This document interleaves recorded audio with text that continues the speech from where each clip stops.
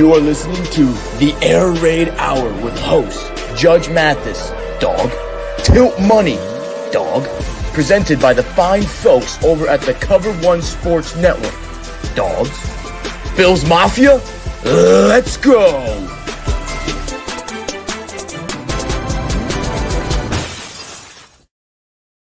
Welcome in, ladies and gentlemen, to the Air Raid Hour pregame edition. My name is Steve Mathis. You can find me on Twitter at Judge Mathis, joined as always by my co-host Dave Tilton. You can find him on Twitter at Tilt Money. Together we are the Bills guys. We are presented by Picasso's Pizza and the Cover One Sports Network. Now, before we get into our typical pregame spiel here, Dave, we've already got some good comments coming in the comment section from Jessica Tennis talking about the 1 p.m. games torn between the Jets and the Pats. But speaking of torn, how is the Civil War going this weekend in the Tilton household? Because I know your wife is a Packers fan. What's the mood been like in your household? Mood's been fine for the most part, and that's just because like my wife really is has become a Bills fan too. She'll always be a Packers fan at heart, but like she pretty much turned to me this morning, was like, I hope you guys win just because so you can keep your record going. Like our season's on the brink anyway. And she's like, as I've said in this show many times, she's over kind of Aaron Rodgers, and I'm like, look, you've had a really nice run here with Favre and Rodgers. Like, be careful what you wish for here. But no, it's actually been fine, and I think it's probably worse for me. Like, I do not have any real fandom towards the Packers other than when they're just playing and I'm around the in-laws and it's just like a whatever game. I'll root for them, of course, and my brother's a Packers fan, but for her, she's really become a Bills fan. So I think in the household, it's doing fine. Like I think a Bills win and we'll be all good. We'll be all good here.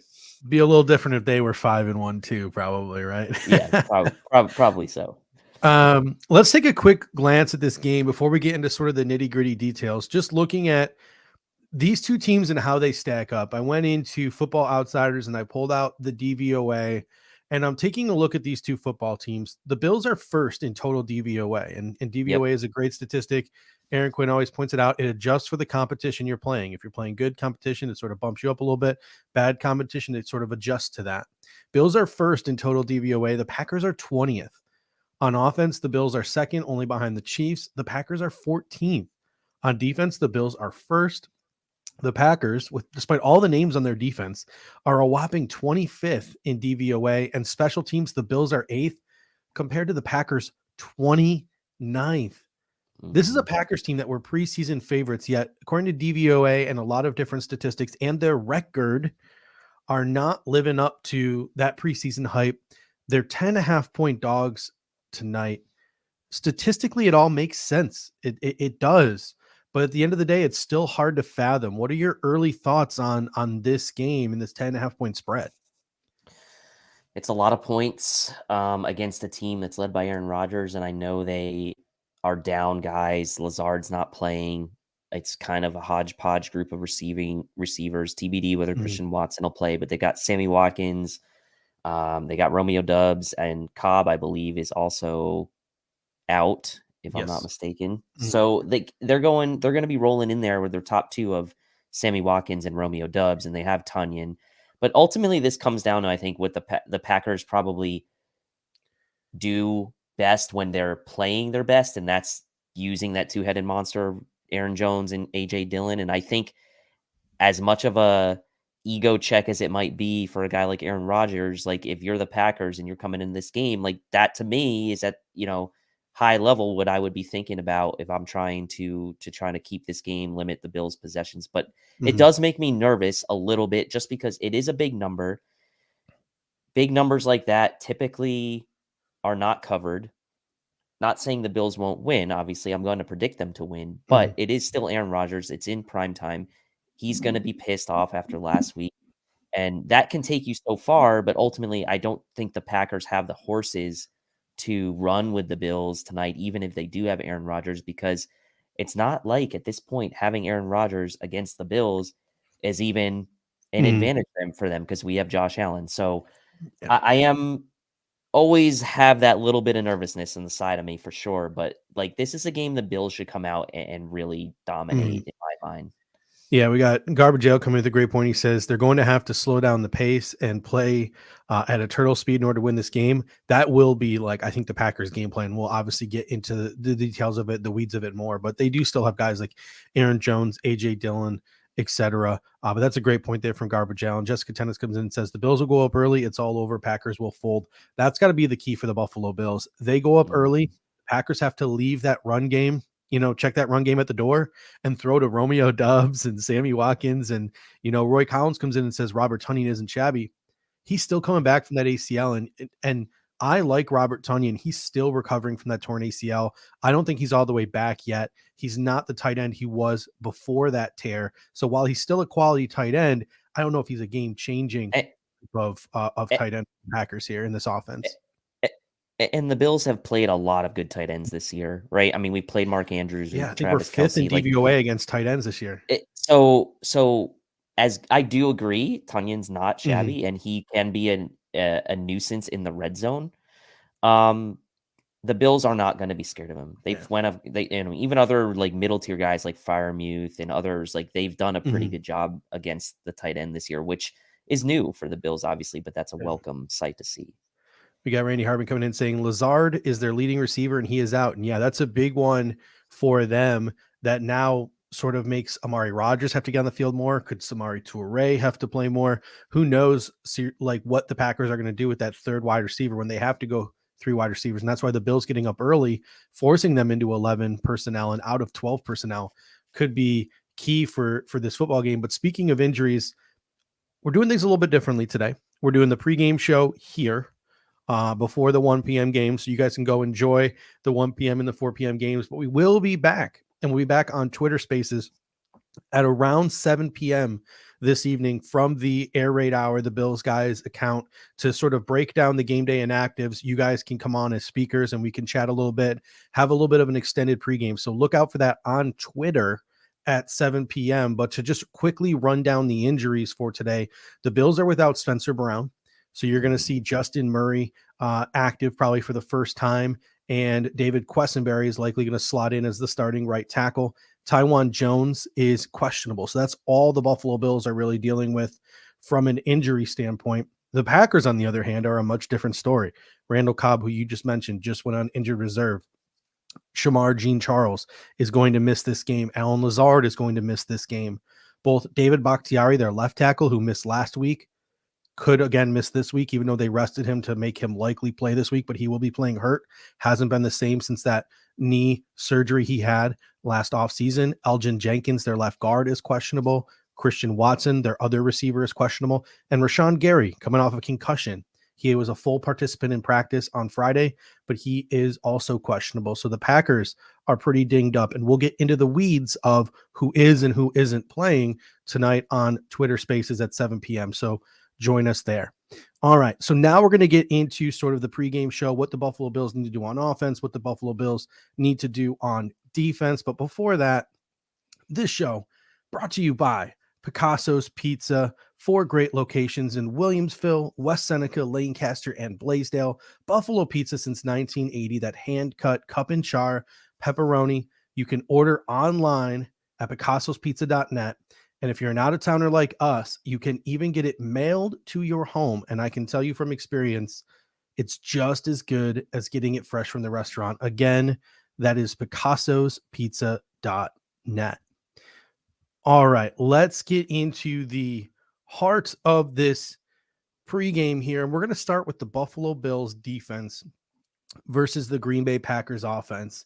Obviously, Aaron Rodgers is quarterbacking. They got Aaron Jones, AJ Dillon out of the backfield. It's going to be Sammy Watkins, Romeo Doubs, and probably a mixture of Christian Watson, Samori Toure, and why am I blanking on his name? Rodgers, not the quarterback, the receiver. Why am I blanking on his name? Amari Rodgers. Amari Rodgers. There we go. Amari Rodgers in the slot.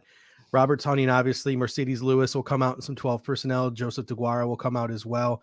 It's that offensive line. It could be left to right. Bakhtiari, Jenkins, Myers, Runyon, Neiman, but it also very well could be Rasheed Walker, Zach Tom, Josh Myers, Runyon, and Neiman. So that is definitely something to look at when looking at the Packers offense today and things that they might be concerned about. But statistically, Green Bay's offense is 14th in passing DOA, 14th in rushing DOA, compared to Buffalo being 4th in passing DVOA, 1st in rushing DVOA. The Packers are 23rd in the NFL right now with only 18.3 points per game. It's an offense that is struggling to score. How do these Packers go about attacking this Buffalo Bills defense without the likes of Lazard and without possibly Watson, Bakhtiari, and Jenkins? Well, firstly, I think it's been somewhat mentioned, right, in the comment section. I think they need to limit the amount of Bills possessions on offense. And by doing that, it's pretty much going to come down to Aaron Jones and AJ Dillon in my mind. I mean, especially if Bakhtiari's out and you want to mask some of those deficiencies from a pass blocking standpoint. Again, it's an ego check for Aaron Rodgers, but they have had their best success under LaFleur when they've been able to get that ground game going and kind of really pair that with their passing game of old. Obviously, Devontae Adams is not there. Their passing game is much more subdued, but they can still make plays if Rodgers has his timing down and like there is a little bit of an opening. Rodgers will still be able to make some plays. So for me, the key to the Packers in this game for them on offense is time of possession, limiting the number of possessions the Bills have on offense, and really trying to grind this game out and make it a very sort of like one possession type game and keep yourselves in it until the very end, because, you know, in one possession games, really anything can happen. One bad bounce, one whatever, and all of a sudden you come out of this game and you maybe have a chance to win if you're the Packers. So you have to, if you're the Packers, do that. And I think if you're the Packers, this could be a situation where, so Randy says once Buffalo goes up a few scores, that run first plan goes out the window. I could see a situation where, and the Bills pretty much have lost almost every coin toss this year. But if I'm the Packers, I might come out and try to take the ball and try to just like maybe go down and grind a possession out and get like a touchdown on the very first possession. Give yourself a chance that we know if the Bills come back on offense and kind of put some points up, it doesn't automatically take that game plan. Now, it's obviously a double-edged sword. If they don't do that and the Bills get the ball out of the half, it's tough, but you got to swing here if you're the Packers and look for any kind of little advantage you can get. And I think limiting the number of possessions the Bills have and trying to keep this game close is really going to be coming down onto the shoulders of Aaron Jones and AJ Dillon. And I think running off that right side, if you're the Packers, is probably where I would start my game plan if I was going to try to have any chance to win this game. Yeah, I mean, the good news, you know, sort of for the Bills is they're 20th in DVOA versus number one receivers, which is not a good thing. But the Packers don't have a number one receiver. So I don't think it's going to be a challenge for this secondary to sort of blanket those guys. The bad news for the Bills is that they're 15th in DVOA versus running backs as receivers, which is very much middle of the pack. And I think what you're going to see from the Packers in terms of attacking the Bills today is going to be a large dose of Aaron Jones and AJ Dillon out of the backfield in the passing game. I think they might try to utilize them there. So I'd expect from the Packers a lot of pony packages where Dillon and Jones are on the field at the same time, getting the ball into their hands and trying to have them create after the catch. That I think is going to be something that's going to be part of their game plan. So the Bills secondary, the Bills linebackers getting out there, going sideline to sideline, wrapping up, not missing tackles. All of those things are going to be a huge part of our defensive game plan today. And with all these wide receiver injuries, I expect a ton of 12 personnel from the Green Bay Packers today as well. They're going to run the ball, even though the Bills are number one in DVOA against the run. They're very good against the run this year. The Packers are going to put that to the test because they're going to have to. They really don't have a choice with the personnel that they have. And, you know, and then they're going to try to take their shots with play action. But as everyone here has mentioned, if the Buffalo Bills get up 2 scores early, that game plan has to go out the window, and then it's just Aaron Rodgers running around making a play, as Randy Hardman said in the comment section. So some really good points there from the comment section. So everything's looking up for the Bills, but it's all about just going out there and executing. We definitely have the dogs to do it, and we're going to get to that in a second. But first, we got a super chat here from just the tip of canoe. $5 super chat here. He says, as good as our D-line, I still think it's underrated. We haven't even seen Oliver hit his stride yet. Jones and Oliver, pick your poison. And that was perfect transition, because that's the next point that I wanted to make here, is that the Buffalo Bills, like, how do you defend the Packers offense? I think the number one game plan for the Buffalo Bills today is going to be to try to pressure the Packers and stop the run by only rushing 4, maybe occasionally 5 guys. The Buffalo Bills have shown they have the ability to do that, and the Packers line is dinged up. How much blitzing or anything exotic do you expect from the Buffalo Bills today? Because I expect little to none. I expect mostly the Bills to rely on that defensive line to just create pressure on their own. I totally agree. I mean, they've been able to do that for the better part of the season. We know they are not a heavy blitzing team anyway to begin with. It doesn't really make sense to me, given that what the state of the Packers receiving core is. I think you make it as hard as you can on that Packers receiving core to get open, drop everyone back, let the front four get to Rodgers. The Bills really, really have done a good job in kind of getting to the quarterback and bringing the quarterback down this year, better than in years past. Obviously, Von Miller is a huge part of that, but especially if David Bakhtiari isn't playing in this game, you could really make it a challenge for the Packers all day if you just rush 4 and kind of just drop everyone else back. I have a feeling if that's the case, and these receivers on the Packers who aren't the upper echelon, it's going to be tough for them, right? And the Bills are going to force the Packers to go on these 12, 15 play drives. That's going to be tough for the Packers, because at the end of the day, like, the Packers are a really good second down team. They're second overall offense in DVOA, but they're really bad on third down. They're 30th on passing offense, third and fourth down in DVOA. So it would be a shock if the Bills were putting the Packers into, second and long, third and longs all day by keeping guys back in coverage, and the Packers were able to convert at a good clip. They just haven't this year, right? And so keeping them behind the sticks on first down, dropping guys back into coverage, that would definitely be what I would do. No blitzing. I don't think it's needed in this game. Yeah, and in terms of that Green Bay Packers offensive line, they're dinged up. So early on in the game, if Bakhtiari and Jenkins play, test the left side.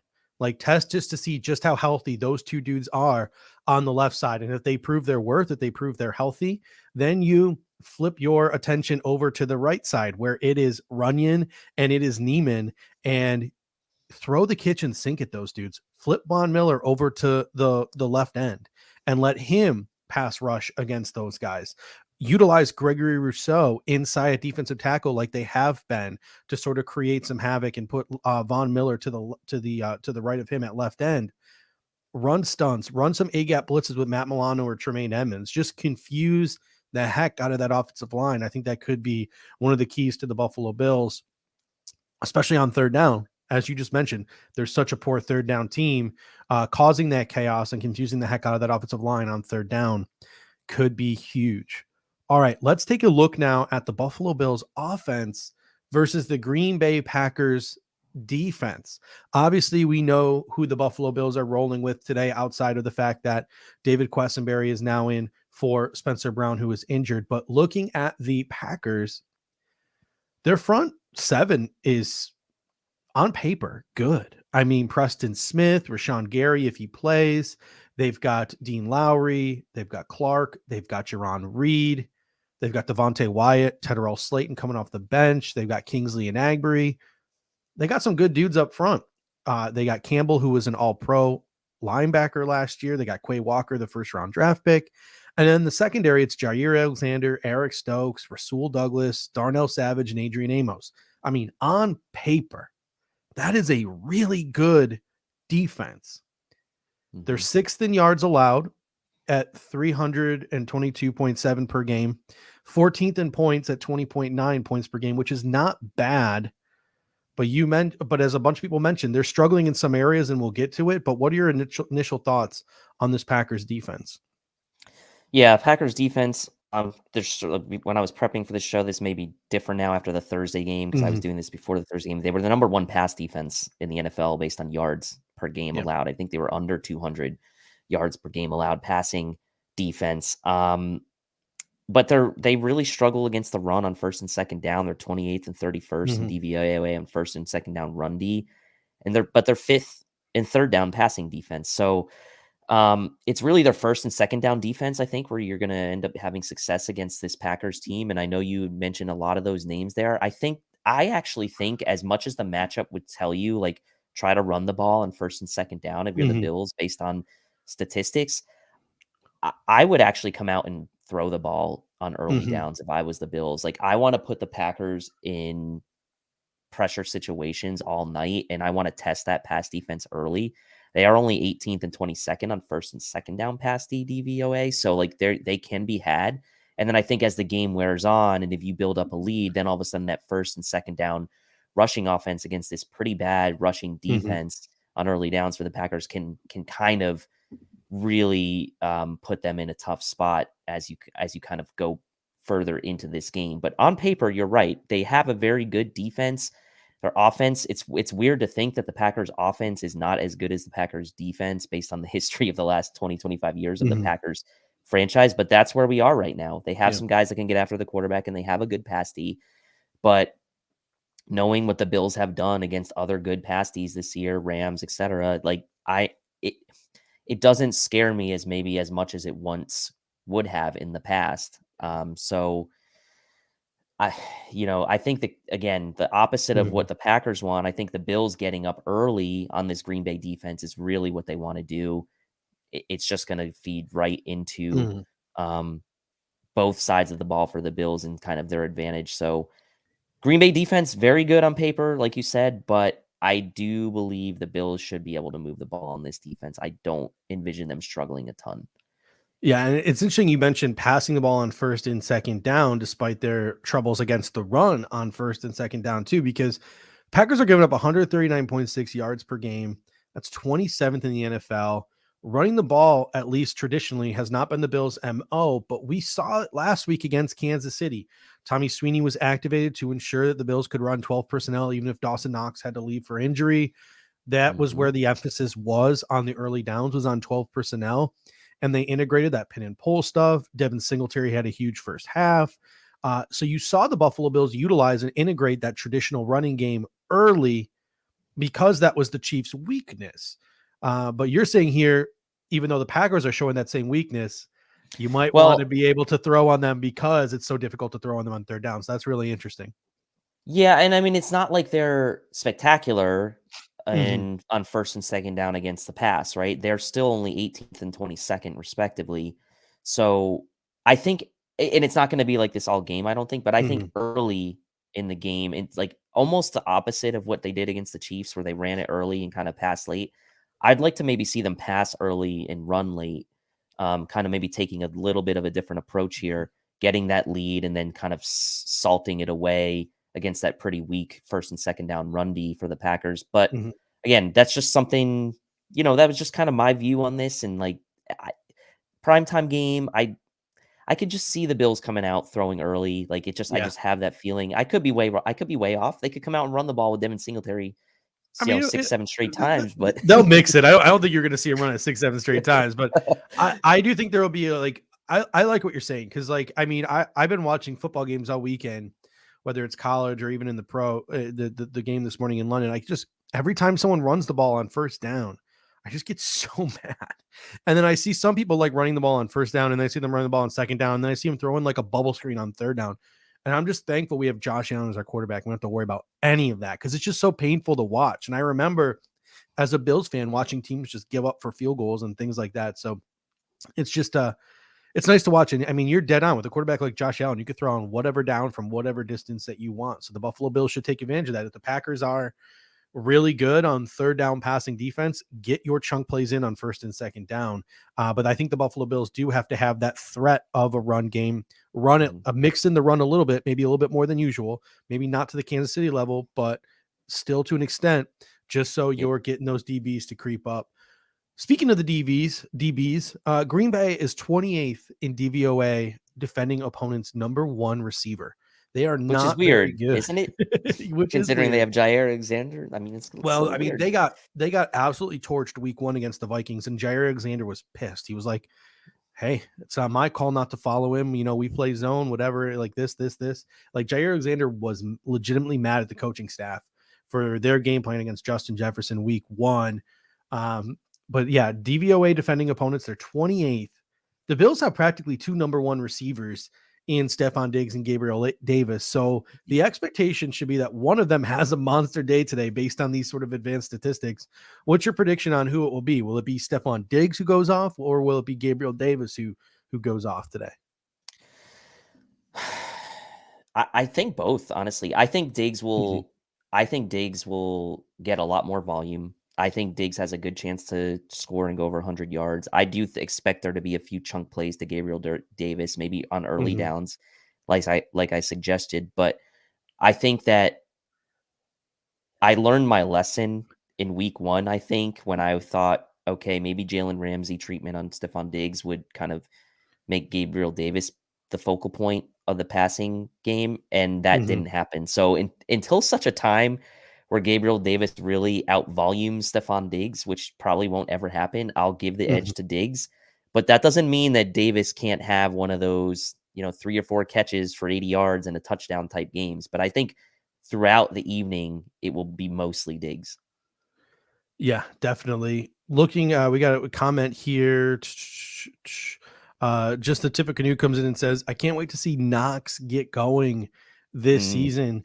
And again, looking at some of these advanced statistics, DVOA, Green Bay is 21st versus other receivers, meaning third and fourth receivers, and 18th versus tight end. So this could be a tight end day. You know, it could be a Dawson Knox day. You could see a chunk play for a Quentin Morris, a Tommy Sweeney plays. He could get involved. So you could see some chunk plays and some volume to our tight ends today. But my interest is in the other wide receivers category because we had this conversation on Monday, and I want to sort of have this bigger picture conversation again, and also relate it to the Green Bay Packers game. We need better production from the slot. The Buffalo Bills, I think, are struggling right now to replace what they had in Cole Beasley, sort of that safety blanket underneath for Josh Allen, a volume guy over sort of the middle of the football field. Guys like Stephon Diggs are moving around more. Our offense is still humming. I understand that. I'm not trying to rip the offense, but I think we can all agree that the Buffalo Bills need better production from the slot, and this offense could be even better if we get better production from the slot. Khalil Shakir, Isaiah McKenzie. You got guys like OBJ out there waiting in the wings. Someone needs to take command of this slot position, or else we're going to go maybe call up a guy like OBJ. What are your predictions for tonight on the snap counts for Khalil Shakir versus Isaiah McKenzie? Which one of these guys step up, etc.? What are your thoughts on that? Whew, man. I still think maybe for this game you're going to see a timeshare Mhm. at the slot, and I know that's not like what a lot of people maybe want to see. There's clearly a Shakir camp. There's clearly a McKenzie camp. If I was going to lean one way of what I wanted to see, I'd like to see Shakir get more reps, but I also know it's prime time. It's under the lights. He hasn't had a lot of action under the lights yet. The Bills have had primetime games, but he hasn't really been involved in Mhm. them to this point. I personally would love to see if I was the Bills going into November, right? This is what I would want to do. I would want to give as many reps to Shakir as I possibly could out of the slot, see how he handles those, and then that will kind of lead me to my decision on whether I would want to go after a guy like Odell Beckham, right? I personally don't think there's a ton more that Isaiah McKenzie can show you from what he can do out of the slot than what we haven't already seen from him. So to me, he's kind of more of a known commodity. He's not really that true slot replacement for Cole Beasley. He has his moments where he can make his plays from the slot. I get that. But it seems like a little bit of a misfit for McKenzie to be a true slot. Shakira, on the other hand, I do think has um, the prototypical kind of Mhm. background, potential route tree type of route run. Like he to me screams like he could be the slot receiver, and that's why I Mhm. would want to give him most of the reps. Mhm. Again, it's prime time. We know how McDermott treats rookies sometimes. I'm not sitting here saying like I expect Shakir to get 100% of the Yeah. slot reps tonight, but that's what I would want to see. I do think it still will be a split timeshare tonight. Yeah, I would definitely want to see Shakir get more reps tonight in the slot and see if he can establish himself in that position. Special teams, Mason Crosby, they got O'Donnell, they got Rodgers handling kick and punt returns. The Bills special teams is 8th. The Packers is 29th in DVOA. I think the Buffalo Bills could get a game-changing play in their favor on special teams tonight, so look out for that. But before we get to pregame superlatives, some breaking news here, and Randy sort of has it in the comment section. The Bills called the New Orleans Saints about Alvin Kamara. Per Jay Glazer on the Fox Sports pregame, the Buffalo Bills have been in contact with the New Orleans Saints regarding Alvin Kamara. Apparently, the Bills are trying to make a big splash at the trade deadline. Oh my gosh. Mind over That Mana gets the says New juices Orleans will flowing. want a lot for Kamara. So, well, here's the thing. I saw something the other day where the Saints were like, you can have Alvin Kamara of Philadelphia if you give us our first round pick back, which is going to be a top 10 pick. So I don't know what Kamara also has a suspension looming over him next year. Yes, he does. And, and he's got a major contract. So, according to Glazer, the Bills are trying to make a splash. I understand where the Bills are coming from, right? Like, this is the year. This is probably the best team that the Bills are going to have. They'll have other good teams, and they'll always have Josh Allen, but like the football's just bad this year outside of the Chiefs and the Eagles. Like, there's just not a lot of good football. In the National Football League, like this is the year to pounce. I can see it, but and you also have that thing where the Bills don't usually use a lot of their draft picks. They're mostly like depth pieces and things like that. But I don't know. Let us know in the comment section if they reported a price tag. But my guess is the price tag would be multiple picks, including a first and probably James Cook. Like, what do you think? What would you give up for Alvin Kamara? And what do you think about adding Alvin Kamara with all that stuff looming over him too? All the stuff looming over him, the contract, it adds up to, if I'm the Bills, I'm not paying a big price to take him on. He does have an out, like there is an out in his contract. You could cut him after 2023, but you'd have a $9 million dead cap hit because his cap number his cap number in 2023 is 16 million, which is steep, obviously, but then it jumps to 27 million in 2025 after 2024. So the thing for me with Kamara is like, if you are trading for him, you'd ideally like to have him play in 2023 before, you have to make that decision on whether he sticks with you in 2024 and beyond with that out.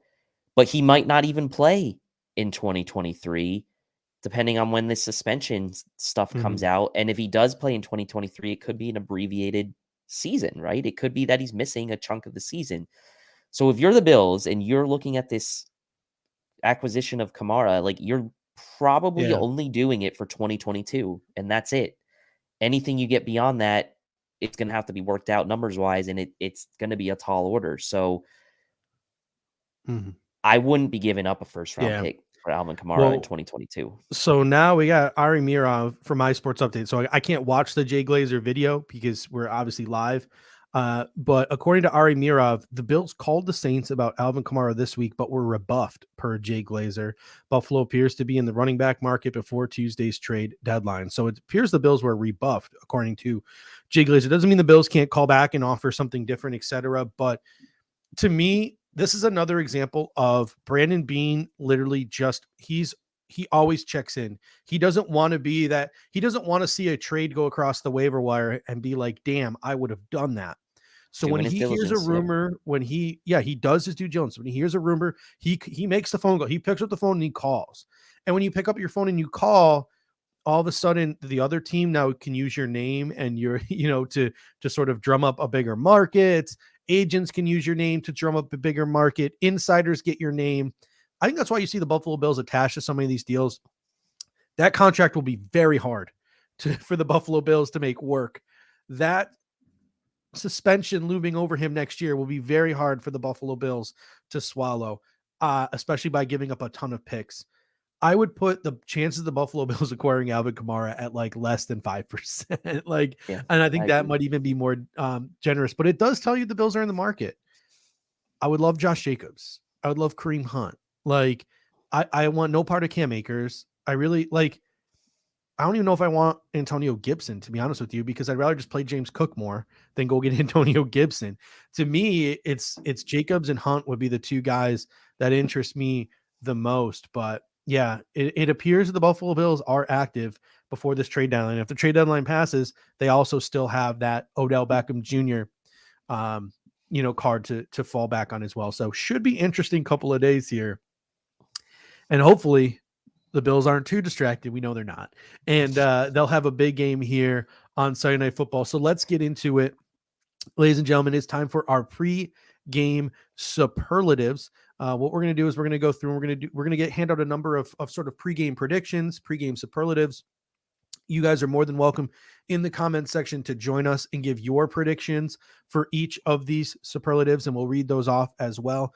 And we're going to start, as we always do, with our Take Me Higher player of the game, a star player other than Josh Allen, who has to step up for the Buffalo Bills to win tonight. Can you take me higher to a place where blind men see? All right. So, Dave, who's your Take Me Higher player of the game?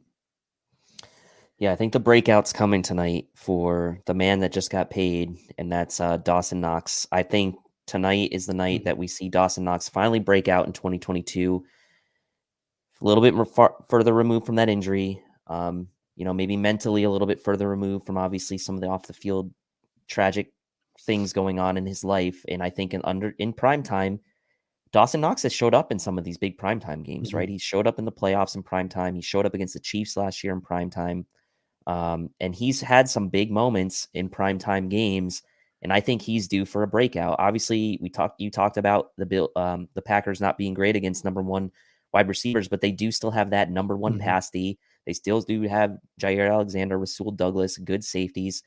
Middle of the field, I like Dawson Knox tonight, working in the middle of the field, especially if Shakir and McKenzie are still kind of in that timeshare, and there's like a little bit of a inconsistent rhythm there for those guys. I think Knox, removed from that injury now, not on the injury report at all. He's due for a big game, and I think it doesn't mean that he's going to have 100 yards, but I could see Dawson Knox scoring two touchdowns tonight. Like he's going to have an impact on this game, and I think he will take the Bills higher tonight. Yeah, good point here from Randy Harmon, who says Gabe Davis is the pick here. If Jair does mirror Diggs, Davis should thrive. I like Gabe Davis mano-a-mano with a Eric Stokes. I like that matchup for the Buffalo Bills. That could lead to a number of chunk plays. So Randy's got a really good point there. And then Jay Davis comes in and says, Ed Oliver, Daquan Jones, we're going to need them to stuff that middle and Jones and Dillon to force Rodgers to pass to those poverty wide receivers. And guess what, Jay? You read my mind, because my Take Me Higher player of the game is no other than Daquan Jones. Love it.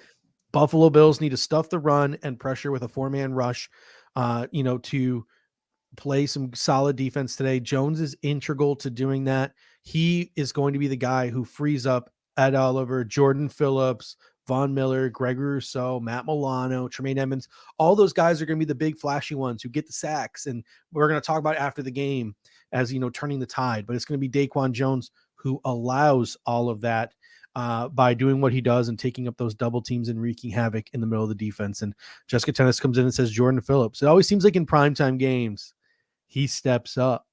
We got Roy Collins coming in and says, looking for big things from Aaron Rodgers, BFF, Jay Kumaro. And that's a perfect segue into our next segment here, our wild card player of the game. Guys, why aren't the brakes working? Because I cut the brakes! Wild card, bitches! Yeah! So, Dave, and people in the comment section, feel free to comment with yours. Who's your wild card player of the game? A surprise player who could affect the outcome of this game? I've whiffed on this maybe once or twice with this player, but I think coming out of the bye, I think maybe a little added motivation, knowing the Bills are sniffing around at running backs. I think James Cook could have a nice impact on the game tonight. Get him going out of the backfield. The Packers are going to try to get Aaron Jones and A.J. Dillon, their tandem, going out of the backfield. Let's get James Cook more involved out of the bye week here in this offense. You spend a second-round pick on him. let's give him some meaningful snaps. Let's get this kid's confidence up, giving him some meaningful snaps. Go to him. Let him work where he, is best. Get him out in space. Get him some, some screen plays out of the, out of the slot, maybe bubble screens. Like I wherever you want to get him involved. I think James Cook, I'm hoping out of the bye week, has now maybe been given a chance to have some more opportunity, and we'll see if that actually happens. But I want to see James Cook maybe be a wild card player tonight for the Bills. Yeah, we got Mind Over Mana coming in saying Kyer Elam, which I think is a good one. If the Buffalo Bills can get pressure with 4, that could force Aaron Rodgers into mistakes, and the secondary can take advantage of that. Really like this one from Randy Harmon. He says Boogie Basham jumps back into the rotation. Shaq Lawson's been out repping him. He's been getting more reps the last 2-3 games. So Randy Harmon says unlimited duty, gets 1.5 sacks and a forced fumble. And then a good one here from Jay Davis is reading my mind today. He says Isaiah McKenzie with a massive kick return. Listen, for the last 2 weeks on this show, I have been cutting every promo. The Bills need to improve slot wide receiver. The Bills should chase Odell Beckham. Like every promo has been that. So of course, what Isaiah McKenzie is going to go out there and do tonight is publicly embarrass me and all those promos that I created by having himself a big game. So I think Isaiah McKenzie, face of the franchise, I think he rebounds this week with some chunk plays, maybe on a kick return, maybe as a receiver, and I think maybe he gets a touchdown. So I'm not going to sit here and predict a stat line for Isaiah McKenzie, but I think we talk about him in a positive light at the end of this game, and he makes a few chunk plays. Jessica Tennis comes in and says Reggie Gilliam. Chris Kepner comes in and says Damar Hamlin with a pick. That would be a good one. Heather Smith says Teron Johnson. Pops Mafia with Christian Benford. So a lot of good choices here for our wild card player of the game. And then that leads to the other team, the Green Bay Packers. What player do we need to respect the most on this Green Bay Packers roster outside of probably obviously Aaron Rodgers? So next up is our respect you player of the game. I pure, straight hate you.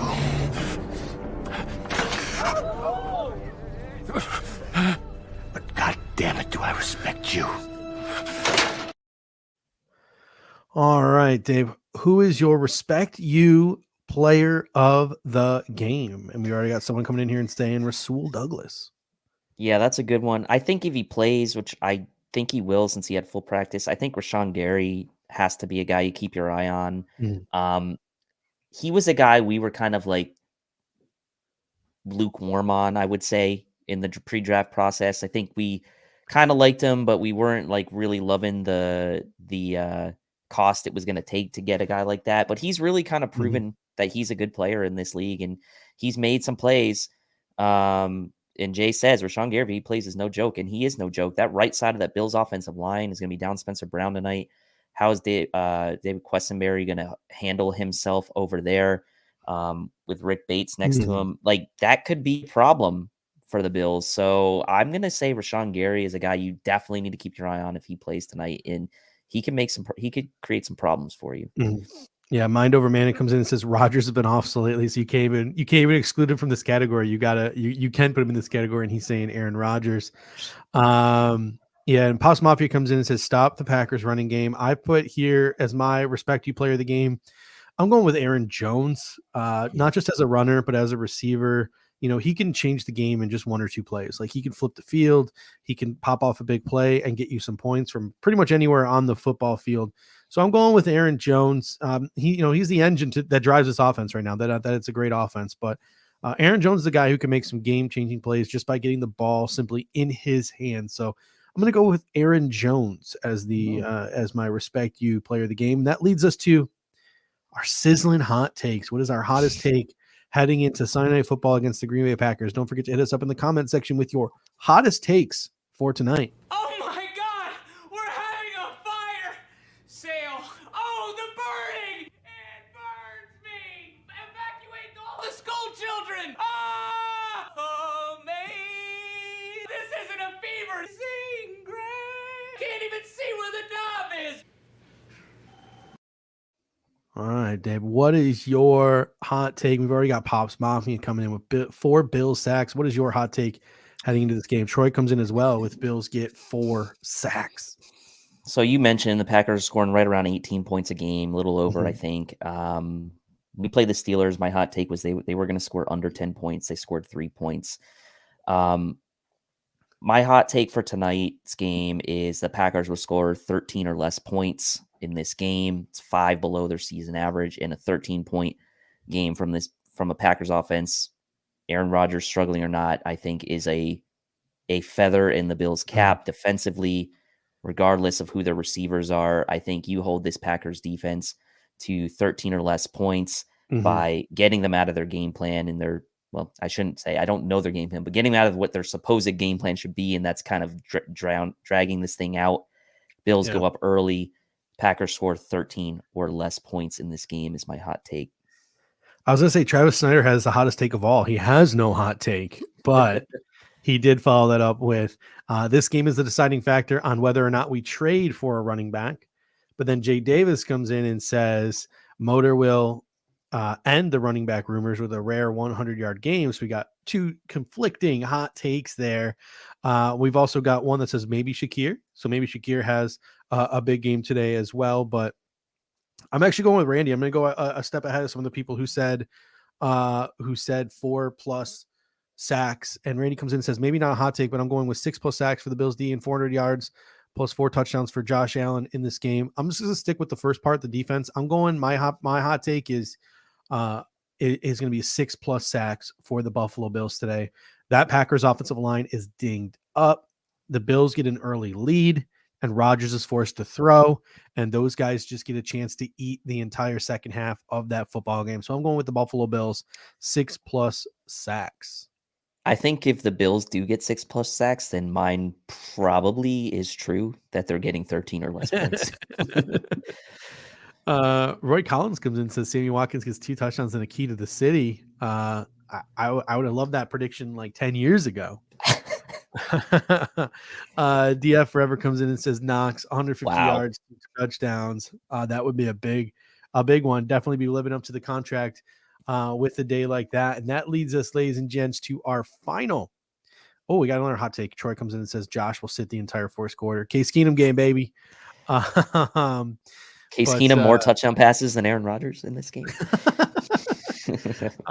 Some Packer fans are going to find this and clip it. And if we lose, they're going to make us eat that one. But anyway, our Back to the Future, our score predictions, plus sort of a brief prediction on what this game is going to look like. But before that, Stefan coming in with a great comment here. He says, hot take, only 31 likes. Let's get all 151 watching to smash that like button. So if you're in here, do us a favor. It really helps us with the algorithm.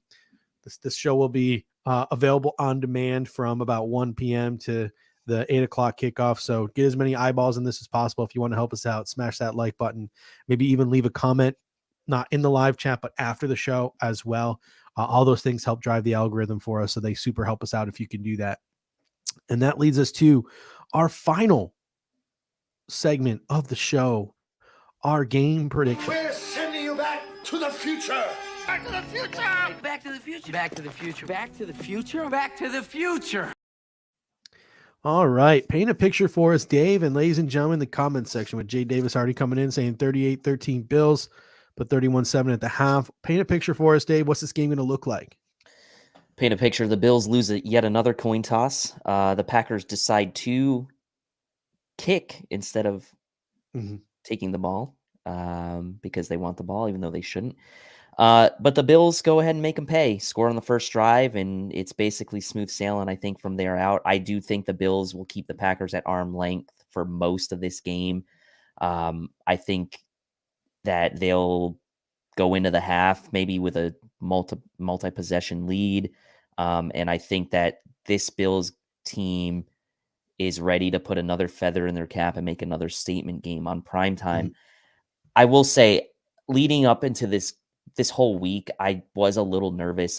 The spread is very high at 10.5, but outside of Aaron Rodgers, like I don't see a real path to where the Bills like really can lose this game unless it's self-inflicted. And we know that that's happened to this team in the past, so I'm not saying it can't happen, but I feel good about this game. I feel good where the Bills are in the trajectory of the season. The Packers are down a bit right now. I'd like the Bills to kind of keep them down, and not give them any kind of life or any kind of glimmer of hope in this game. And I think that the Bills will pull away for this one in the end. And I'll predict the same thing that I predicted on Peter's show on Wednesday, and that is 31-20 Bills win. I'm sorry, 31-12 Bills win. I have to keep them under the 13 points. So I'll say 31-12. Packers maybe miss an extra point or go for 2 and don't get this weird scoring total, but the Bills end up with 31, coast through the fourth quarter. Most of that 31, if not all, is done in the first 3 quarters, and they kind of coast throughout the fourth. Yeah, a lot of confidence in the comment section here, expecting sort of a blowout. We got a little bit of a different one here from Jason Hawkins coming in saying 27-17 Bills. My prediction is Bills 30, Packers 20. I think the Bills lead comfortably for most of the game, and the Packers get a garbage time touchdown late, and the Packers manage to cover by half of a point. Like I said, like I'm going to give the Packers that respect because I do think they got some names on defense, and I do think they have the ability on defense to give our offense trouble.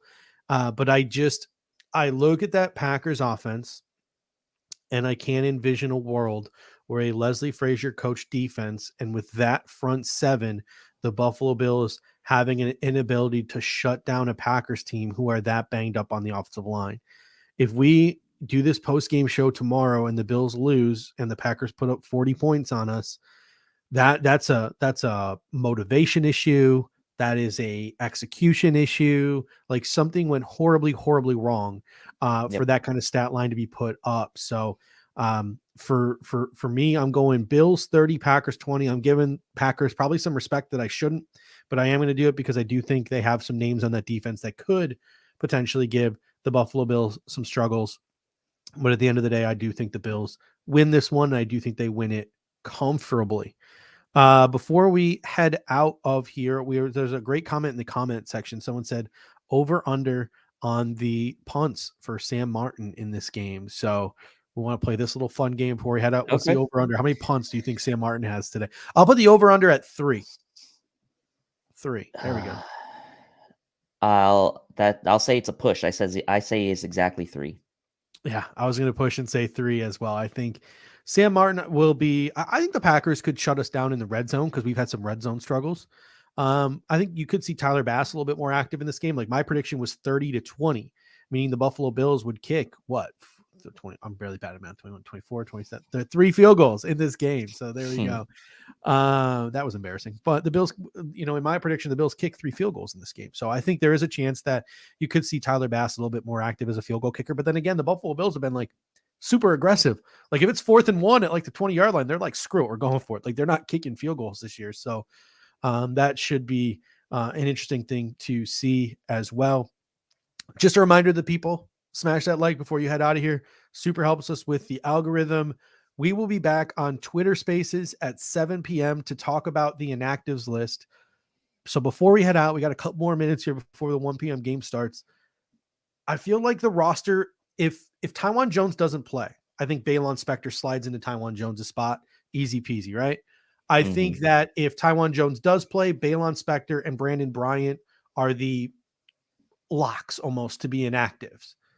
That leaves 47 guys and that 48th spot open. Zach Moss, Isaiah Hodgins, because Kumaro is likely to play, and Tommy Sweeney. Moss, Hodgins, Sweeney. Who do you want to see active in this football game? Because Jessica Tennis says Hodgins gets his first touchdown tonight. I don't know if the dude's going to be active with Jay Kumaro back. Where are you leaning? Moss, Hodgins, or Sweeney? Probably Moss, just playing the odds. I mean, just playing the odds, like knowing that if the Bills can get up in this game, they could potentially salt it away against that bad Packers run D. And, maybe in the third quarter, like Zach Moss gets a lot of run because the Bills have a lead and they're trying to somewhat conserve Devin Singletary, if you want to call it that. And maybe Zach Moss gets some run trying to salt this game away. So I guess just playing the odds, I'll say Zach Moss. Yeah, I would. If I had to power rank them, I would probably put Moss 1, Sweeney 2, Hodgins 3. Agree. because if the Bills do expect to get up to an early lead, they're probably going to want to run the ball late. And if they run the ball late, they're going to want to have Zach Moss. But also, if the Bills expect to pass the ball a ton today and just utilize their running backs like they have been, they might go with the 2 traditional running backs and want Tommy Sweeney as that buffer, that 12 personnel blocker. But I do think Tommy Sweeney can be easily replaced by like playing Justin Murray Yeah. or playing Greg Van Roten. Like if you're up late, you can easily just slide one of those guys in to be your tight end in those blocking situations. So, yeah, I would power rank it Moss, Sweeney, Hodgins. I find it hard to believe the Buffalo Bills would roll with 6 wide receivers. I mean, Hodgins was the 5th wide receiver the last couple of weeks, and he's getting what, like 3 snaps a game. Like it's not a heavy workload for Hodgins when all the guys are healthy. So, unfortunately, I think he'll probably see himself inactive this week, and he very well could be the one on the chopping block when Trey White comes back. Him and Brandon Bryant, I think, are the 2 guys who have the most to worry about when Trey White's time to be activated is up in the next couple of weeks here. All right. So, ladies and gentlemen, thank you so much. Like I said, we'll be back at 7 p.m. on Twitter Spaces. Go enjoy the 1 p.m. games, the 4 p.m. games. I'm about to heat up my Blackstone. It's only 10 o'clock for me, so I'm going to cook up some nice potatoes and some breakfast sausage. I'm going to have myself a nice little red zone viewing party this afternoon on my back patio. But yeah, smash that like. And the number one thing you can do to help out this show is just to share. If you think that there is someone out there who could help us, who would enjoy this show, help us out by sharing it with them. We'd be greatly appreciated. And then again, catch us tomorrow night right here at 9 p.m. And Greg and Aaron will obviously be here post game as well. So until next time, Dave, any parting thoughts before we head out of here? No, just hope, pray for me tonight. If something happens in this house, like it's just the Bills have to win. Like I just can't deal with the in-laws on this one. So it's just, I will never hear the end of it. So let's just get a Bills win tonight. All right, ladies and gentlemen, until next time, go Bills. Go Bills. Are we having fun yet?